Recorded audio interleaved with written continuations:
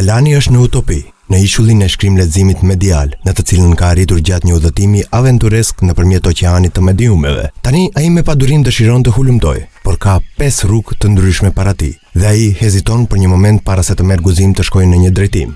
Për një moment, ai sheh një grumbull njerëzish duke mbajtur pajisjet e tyre në dorë dhe pa mendje u bashkohet. Askush nuk flet me askënd dhe të gjithë duke se janë të mahnitur nga ekranet e tyre, pa qenë të vetëdijshëm se ku po shkojnë ose çfarë ka rreth tyre. Pas një kohe, Adnitit, i shfaqet avatari Eavi. "Hey Alan", thret ai. Alani ngre shikimin, e sheh Adnitin dhe buzëqesh. "Tu ngjatjeta Adnit", thot ai. "A të kujtohet cili ishte mësimi më i rëndësishëm që mësove në udhëtimin tënd këtu?" "Po", tha Alani me plot vetbesim. "Mësova se unë jam kapiteni i anijes time dhe unë mund të lëviz ujërat e mediumeve." Alani kuptoi se prej kohës që ishte në ishull e ka harruar këtë shkathësi. U humba dhe isha i përshkruar prej pajisjeve të mia dhe prej internetit. Nuk isha i vetëdijshëm se kishin kaluar orë të tëra, tha me keqardhje. "Vërtet Alan, shumë lehtë është të mundësosh mediumeve ta kenë kontrollin. Për shembull, të mos jesh kapiteni i anijes, por të jesh një udhëtar i rëndom, të themi. Mediumet janë ata që vendosin ku të shkosh, ç'të shikosh, lojra që i luan, aq sa edhe qëndrimet tua që i ke për diçka. Si mund të jemi sigurt që asnjëherë më nuk do e humb fuqinë, Adnit?" pyeti Alani. "Fatmirësisht, ekziston një farë e çmuar në barkun tënd, Alan. Fara e vetëdijes, nëse kujdesesh për të, e kultivon, e ujit me ujë, do të rritet në pemë të fortë dhe të gjatë. Kjo pemë do të jetë në dobin tënde dhe gjithmonë do të jetë këtu, duke të dhënë perspektivë më të mirë dhe një vizion më të qartë për horizontin, ashtu si të gjithë njerëzit e mençur."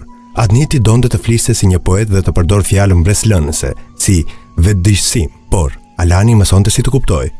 Kuptoi se nëse gjithnjë pyete se ku është, ç'bën dhe në cilin drejtim lëviz, atëherë do ta kishte pushtetin mbi mediat. Këto janë çështjet e ujit, për këtë farë të vetëdijes për të cilat fliste Adniti. Nga maja e pemës, u zbulua një skenë re para Alani. Ai mundej të shoh poshtë se njerëzit silleshin në një rreth, duken të zbehtë, të lodhur dhe të pajet. Ai gjithashtu mund të shihte se përmbi rreth dielli shkëlqen dhe fëmijët e mençur mediatik, të cilët e kultivuan vetbesimin e tyre, zgjodhen se ku duan të shkojnë dhe të fluturojnë si zojsh të bukur. Bisedojnë, qeshin, lëvizin dhe është e dukshme se ata argëtohen. Ata janë zot të jetës së tyre mediale dhe të kohës së tyre. Ata i shfrytëzojnë rrjetet sociale, interneti, porosit si një burim për përfitimet e tyre. Telefonat, tabletat, të gjithë janë vegla mediatik. Derisa Alani shikonte poshtë, e pa Blertën duke lëvizur për rreth. Shpejt i dërgoi një porosi. "Ej Blerta, shiko lart, jam këtu përmbi rreth. Eja dhe bashkangjitu me mua." Blerta shikoi lart, si e utuar dhe tha: "Si mund të ngjitem lart?" Për një moment, ndalo të gjitha aktivitetet që je duke i bërë dhe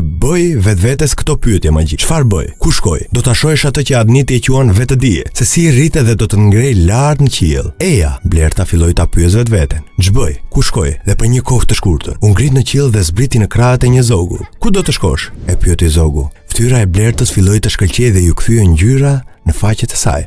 "Unë dua të shkoj për të gjetur Alanin", tha ajo triumfalisht. Për të qenë mediatikisht i arsimuar, nevojiten shkathësi teknike, por njëkohësisht duhet të jemi të aftë të kuptojmë se si duhet të bëjmë zgjidhje dhe të vlerësojmë pasojat e veprimeve tona. Kur jemi të vetëdijshëm për atë që e bëjmë dhe si e përdorim mediumet, kjo na mundson zotërim dhe liri për të nxjerrë maksimumin prej mundësive fantastike që i ofron teknologjia e epokës së re. Blerta dhe Alani përsëri janë bashkë. Ata vendosën që t'ua përcjellin porosin të tjerëve se vetëdia është arma kryesore për të qenë i fuqishëm dhe i mençur medial. Adniti i shikon, buzëqeshët dhe zhduket deri herën tjetër.